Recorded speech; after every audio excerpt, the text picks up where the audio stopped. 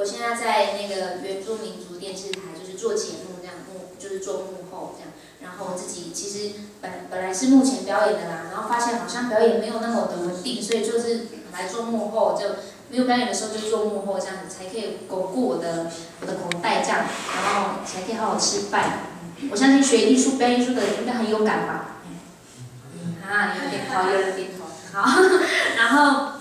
然后对，其实这个才是我的正职，就是表演才是我的正职，这样幕后的工作就是为了钱啊，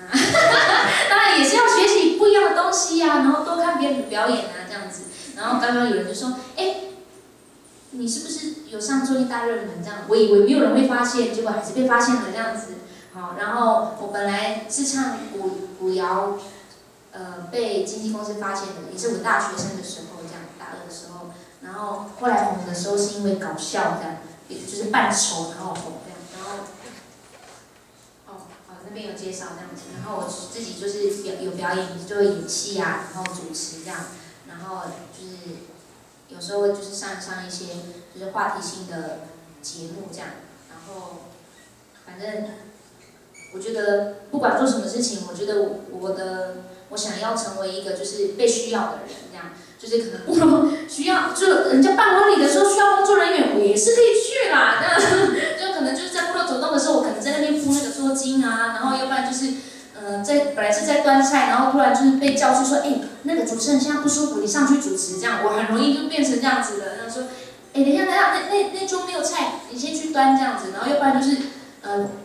新郎新娘要进场，然后花筒还没有到，你先去帮忙撒花，就是我很常做这种事情这样子。是，那木雅她非常的那个忙碌，因为也非常特别，因为她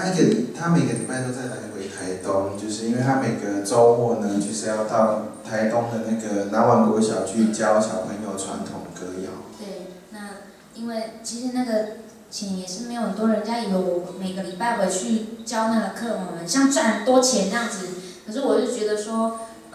因为我小时候学那个卑南族的歌谣的时候，是老人家教我的，阿公阿嬷还有姑婆啊，就是部落的老人家。然后我在学歌的时候，我没有缴学费啊，那为什么现在我要教小朋友的时候，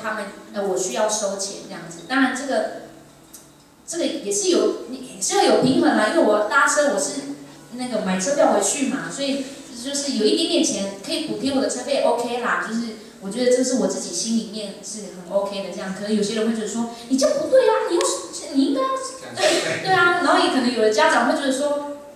那个没有钱，你不用去了，你去那干什么这样之类的这样。可是对我来说，我觉得